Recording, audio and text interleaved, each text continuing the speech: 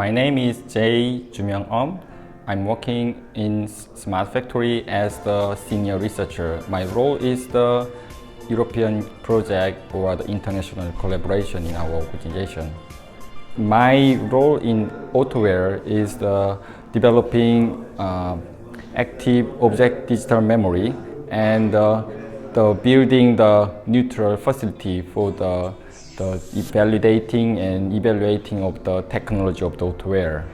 AUTOWARE considering of the wireless communication and the robotics, also the considering about the collaboration with the human. So this kind of technology will be providing the good workplace for the developed countries and then building the new job for the very high technology industry.